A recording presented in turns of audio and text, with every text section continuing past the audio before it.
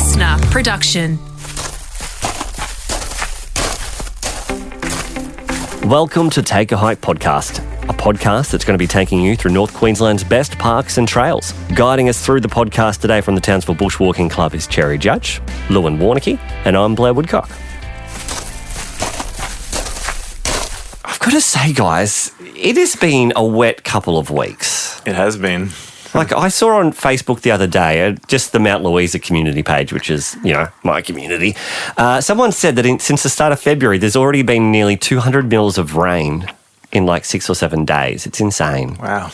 It just comes down overnight, though. But the question then arises, I guess, that is all going to the creeks and everything right around the area. So today I thought it could be a good opportunity to chat about water-based activities and water-based hiking. My friends and I have been going to Alligator Creek, Black River and all that and paddling these flooded rivers. Yeah. We're wearing life vests and helmets and, have a skirt on our kayaks. So it's been pretty fun, but it also comes with inherent risks. What have you seen out there? Because you're talking about going down the places that don't usually have water in them, right? Exactly, yeah. So you can't paddle Alligator Creek most of the year. Yep. There's some grade 3 rapids. Awesome. Yeah. So where do you start when you walk with your kayaks, do you? Yeah, or rafts or whatever. Yeah, you walk, so for Alligator Creek, you walk to Cockatoo Creek and then go down from there. Oh, wow. You can go further up, but I haven't done that. And do you walk with a kayak or a raft, like a pack raft? Full raft. Wow. So yeah, they're about 20 kilos. That's amazing. And a kayak as well, so you can do whatever you want, basically. And you have to be experienced to do that. Yeah. Yeah, you have to kind of know the area. How long does the water last up there or down there? It actually floods out pretty quickly. Yeah. So within a few days, we couldn't run it again. So That's exciting. So you jumped when you had the chance. yeah, exactly. So that was another mission before work. I think we started at like 5, and then we got into work at 8-ish. Wow. That's pretty cool. And what about Black River? Where do you start there? There's a few different options. The best one, it's less dangerous. It's pretty much from the Black River Road bridge down into the Bruce Highway Bridge. And that's a short run, and there's not too many obstacles to avoid, and you can easily guide your way down through the trees, so it's not too bad. And Rolling Stone Creek, is that a good, safe creek to tube down? Yes, I see a lot of people tubing. Within the right water levels, the tubing. Crystal Creek's a good one as well. We dropped by just last weekend just to see what the water level was at Rolling Stone, and it's massive, like it's just flowing. I've never tubed down there, and I was wondering at what point do you say, oh, maybe not, or maybe I should try it? Well, as a kid, I've played around with water and flooded creeks all the time, so I had a little bit of experience, but I also go with other people who are more experienced than me so I can learn from them. So for somebody who hasn't gone tubing down Rolling Stone, I'd say find somebody who has and go with them. There's I saw a great photo on Instagram, I think it was over the weekend. Is it Bridal Falls or Bride Falls up the top? Or not up the top, but the furthest falls on Mount Halifax. Even that was going pretty goddamn well. It was beautiful. But even Gorge and Rope would be flowing very nicely. It would be hard to cross at some points there. Yeah, completely. Well, talking about, obviously, this water flowing and everything's going good, I think you went on another good adventure up to Saddle Creek, was it? Yeah, so Saddle Creek usually doesn't have much water in it. So now is a great time for those who are not wanting to paddle any creeks. Great time to go for these smaller water catchment area creeks. So Saddle Creek is a creek just past Little Crystal Creek Bridge on the Plumer Range Road. Right.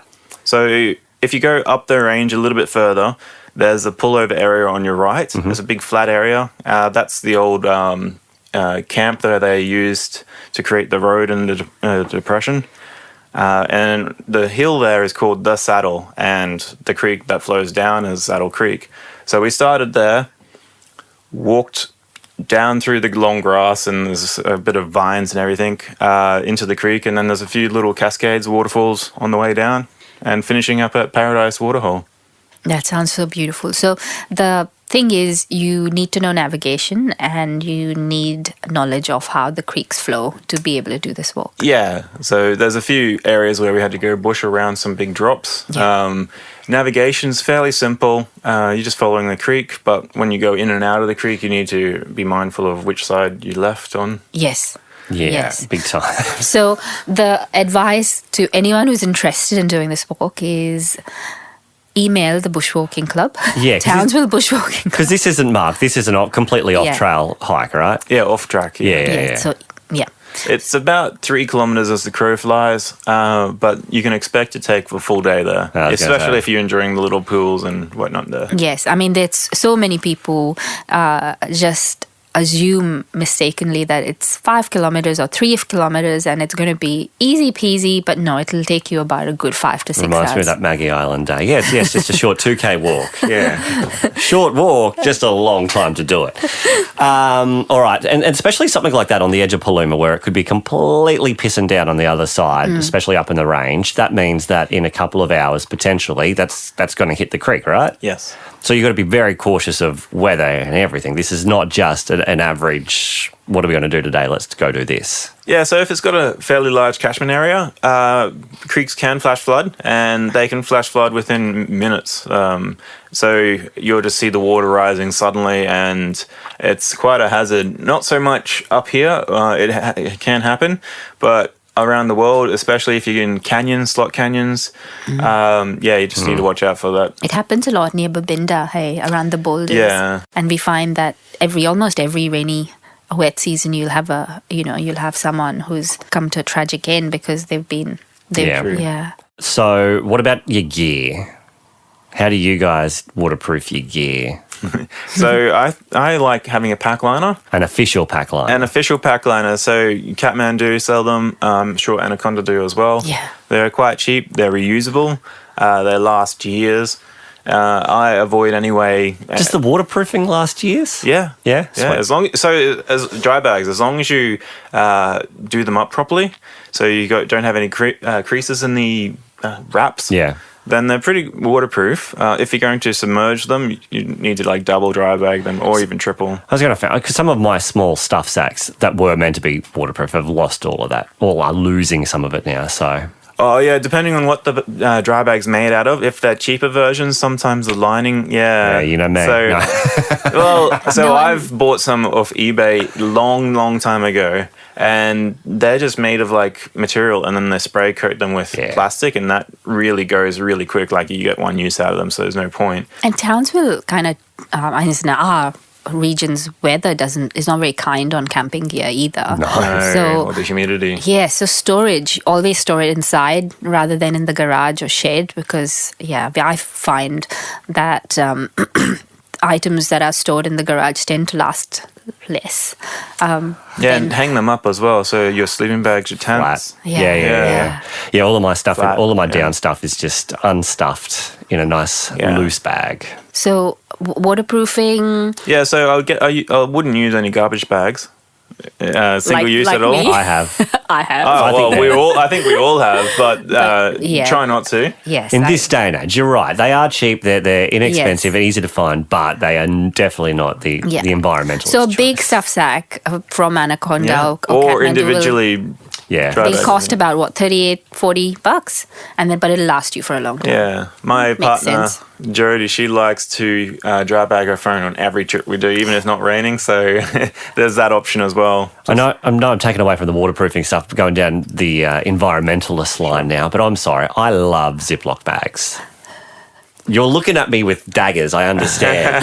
But they are amazing for waterproofing small objects. They are. And They're great for partitioning your food up. And Yeah. everything. Yes. So everything has a use, but I try to avoid single-use packaging whenever possible. Yeah. Mind you, I use my Ziplocs for a long time. I don't know how good it is or healthy it is, but That's fine. I just keep Yeah, washing we and reuse. reusing. Yeah. Even Yeah. Jody's like protein powder things that's got like that little zip in built in. Yes. Yep. We washed them out and reuse them until like they're falling apart. So Yeah. Now I don't feel too bad. I just wanted to come clean. I guess I saw this as a confession time more than anything. I'm sorry.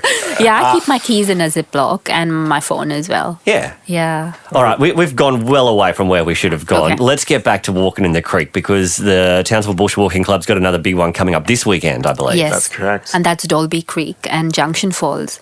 Now, Dolby, that's named after the actual character from Harry Potter, correct? Dobby. Oh, right. See, Dobby. you can tell I'm a fan. Where's Dolby Creek?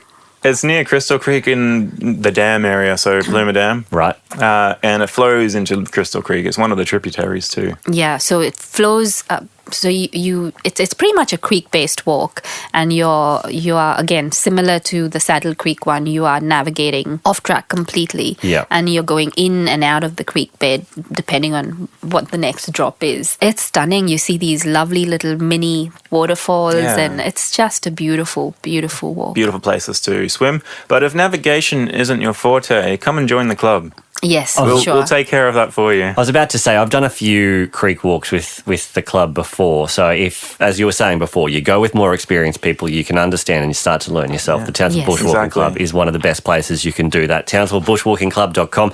If it's too late to get on the walk for this weekend, I know you guys have got a heap of activities coming up over February, March and for the rest of time. So check it out and become a member. Thank you for that. Enjoy the wet walk this weekend again. Thanks. Stay safe and we'll talk soon. Happy hiking. Happy hiking.